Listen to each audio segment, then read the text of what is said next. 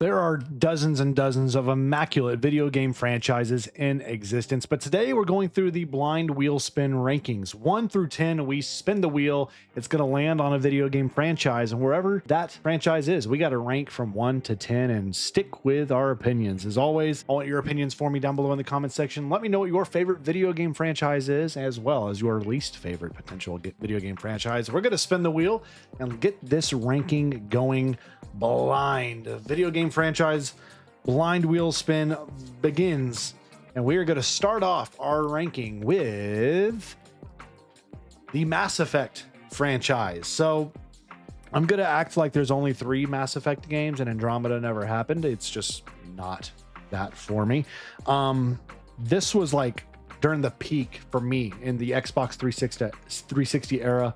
Loved this franchise so much. Mass Effect 1 is underappreciated in my opinion. I see some people when they're talking about playing the trilogy, they're saying skip it if you can.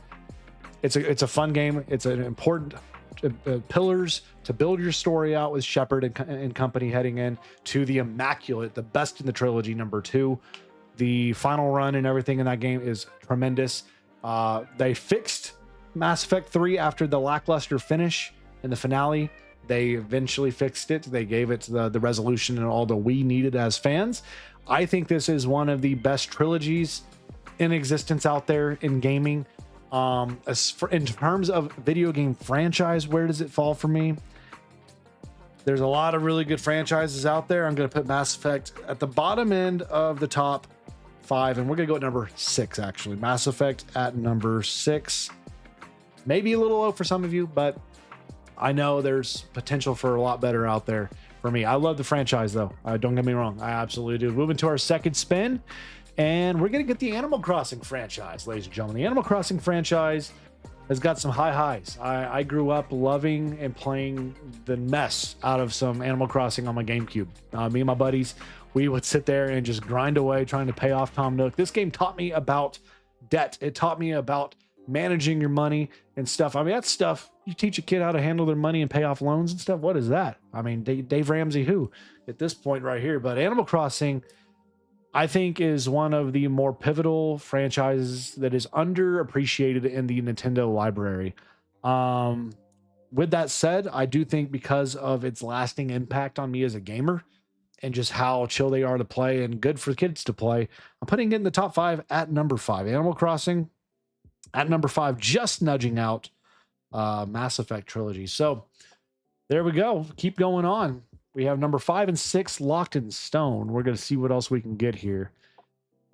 And there's a lot of good franchises. And speaking of it, you got number 6 coming soon. And we have GTA, the Grand Theft Auto franchise. You're talking about one of the best franchises in gaming, bar none, period. There's very few for me personally that are ahead of GTA.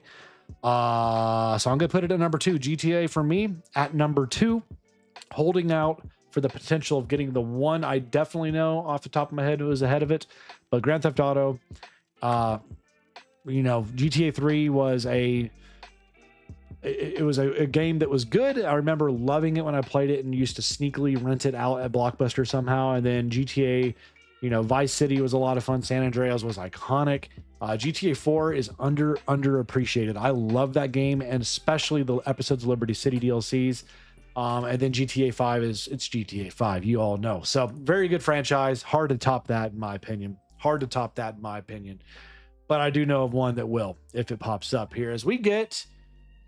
Oh, are we going back to the day of Tetris, ladies and gentlemen? Okay, Tetris, long-lasting franchises from the beginning here. But for me, Tetris is a number 10. Tetris doesn't move the needle for me. It's fun to play on your phone when you're bored sitting at the doctor's office or something, but I'm sorry. Outside of the bright visuals, I do love the music from Tetris. Absolutely love the music and soundtrack from Tetris. There's a lot more I'd like to play otherwise, though. So Tetris at number 10. Sorry. Sorry, not sorry, Tetris fans. That's where I'm going with that. Now moving on here, we are going to get the Tomb Raider, Lara Croft Tomb Raider franchise, and this is specifically talking about, I believe, I don't know, we'll bundle it all together, everything together. I grew up playing the Lara Croft games back on PlayStation 1, some on PS2, but mostly on PS1. Really, really fun games. Love the adventure elements of it. I played the first one of the rebooted franchise on 360. Really, really good game. I actually have the bundle bought on Steam. I was planning on playing that before this new one comes out. So it's good. It's just not, it's not, you know, upper echelon. I'm actually going to put Tomb Raider at number 9 for me personally. It's iconic, but it's not super memorable for me personally. So we have 1, 3, 4, 7, and 8 still remaining on our gaming franchise list here, and we are about to get Castlevania. Castlevania has had some really, really good games. Again, another underappreciated franchise that a lot of people don't play. If you can ever get your hands on the collection on either playing that on the Switch is where I've played it. It's a remarkable package, a lot of fun. You can play it also, I believe, on Steam as well. For me though, Castlevania is not, maybe it's just because I didn't grow up playing these games. I played them kind of late as an adult. It just doesn't do the nostalgia thing for me. It's a lot of fun, but it's not upper echelon. I'm going to put Castlevania at number 7. It is what it is. It's number 7 for Castlevania. We have 1, 3, 4, and 8 remaining in our video game franchise list. And we're about to get one of my favorites because I'm a Batman stan. I love Batman. Batman is my favorite superhero character. One of my favorite films of all time, several of them actually. And the Arkham franchise was fantastic before Rocksteady lost their way and turned into what they turned into. But Batman Arkham Asylum, tremendous game. One of my favorite, most replayable games out there. Arkham City, game of the year, obviously one of the best out there. Loved exploring the open world Gotham and dealing with all the Riddler stuff and the side quests and whatnot. And Arkham Knight kind of is one of those games that some people love and hate. I made a video actually talking about this on one of my other channels, talking about the impact of this game and how it still stands up to this day.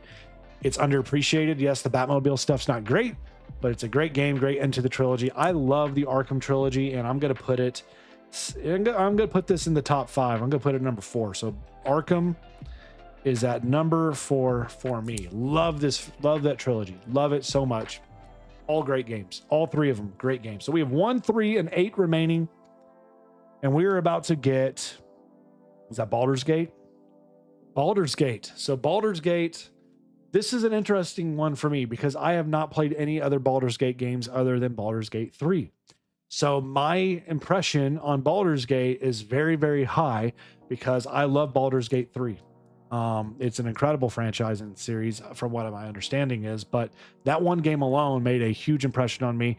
It turned me into a fan of this style of like CRPG and, you know, something I just didn't know I liked until I played it in this grand fashion. I'll put it at 3. Baldur's Gate, we'll put it 3. We have 1 and 8 remaining. Again, Baldur's Gate 3, just tremendous game. It makes me very excited for what they're going to do with Divinity, for the next Divinity game here. And our number, Civilization franchise. Very good games, a lot of fun. These are what I would call the time sink games. Before you know it, you have 80 hours on these games in a week, and you don't know how the heck that happened. But in terms of everything we have on this list, number 1's available, number 8.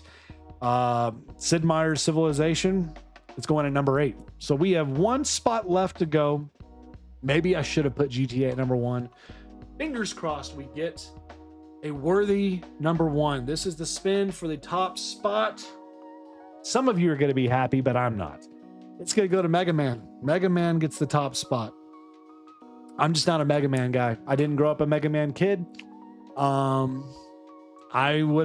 had a couple games on my list that I would have put on this. I have, for me personally, I have Red Dead ahead of GTA, and I have Mario ahead of GTA, and maybe Resident Evil. Those would have been the 3 I would have been okay with putting at the number 1 spot out of what's all on this list. But there's, you see it. You see the list as you see it right there. If I got to move some stuff around, I would move Mega Man down and move everything else up. And I would put Mega Man down at number 8 and move everything from 7 up a spot.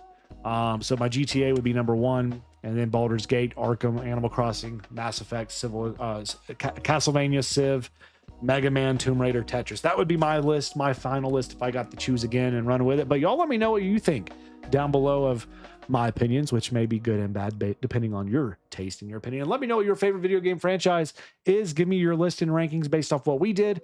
As always, thank you for spending some time with us. Stay safe. God bless to each of you and your own. And we'll catch you back here in the next one.